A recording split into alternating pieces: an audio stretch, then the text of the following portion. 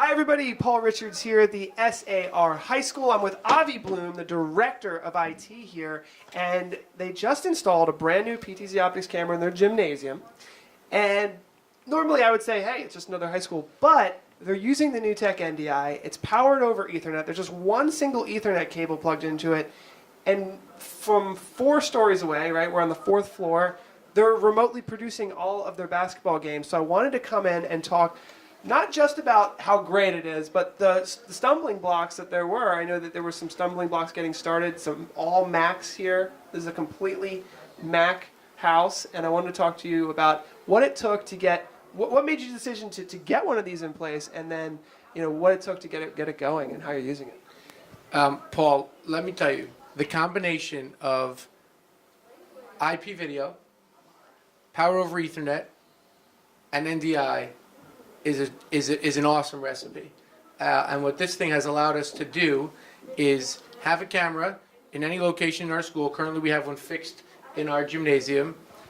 Be able to control that over the network, which means sitting in the same gym but not at the camera, maybe across the room, up here in our office 4 stories away, or remotely over VPN, and have full visibility of that camera, and be able to produce live streams and other things from that camera.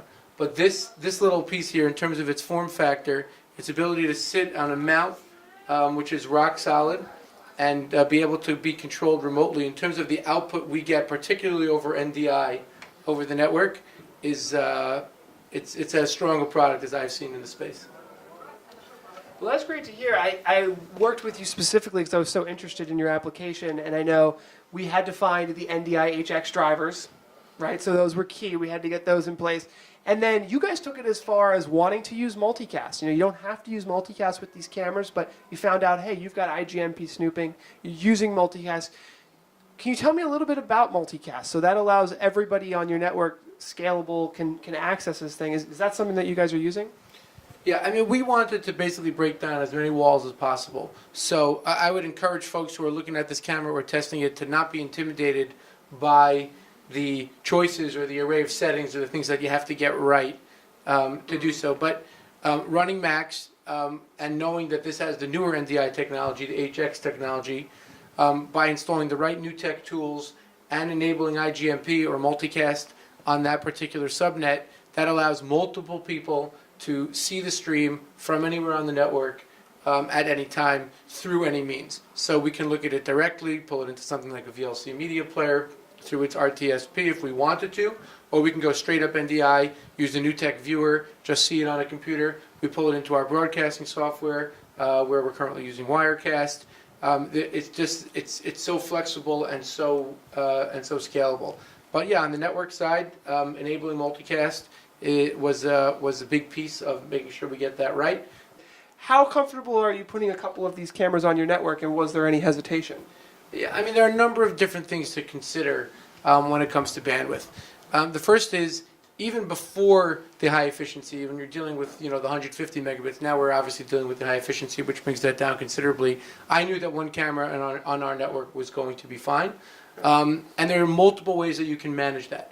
First of all, you have to know when the bandwidth on your network is being used and when it's not. Oftentimes after school, if you're dealing with a game or something like that, there's not a lot of other things happening around the school. So even if you didn't have the robust network that we have either internally or out to the internet, certainly knowing when your bandwidth is more or less available is a factor. Obviously the high efficiency takes care of that too. In terms of some of the other network issues that you talked about, in terms of really sending signals efficiently and segmenting and things like that, there's a lot that can be done both from a security standpoint and a network efficiency standpoint to manage those things. So if you're segmenting your subnets and your VLANs appropriately, you can really manage the traffic and the bandwidth and the flow of traffic so that one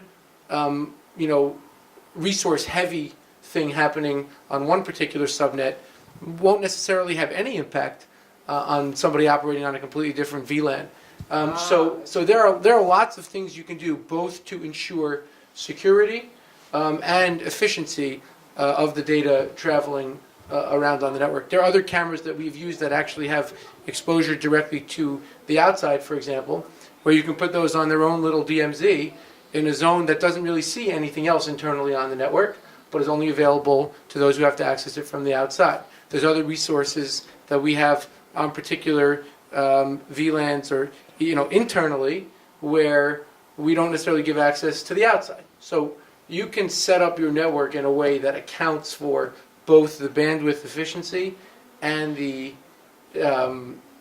security and segmenting, so that there's only access to certain things from the places that you want it to be accessed. Well, with that being said then, because I do think that's the truth. I think a lot of people, though, are scared about putting things on their network. Nobody wants, something to happen and it go down.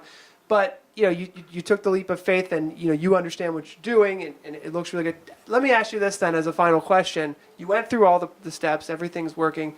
What do you think about the quality? Because some people think it's magic. You plug it into Ethernet and it just works.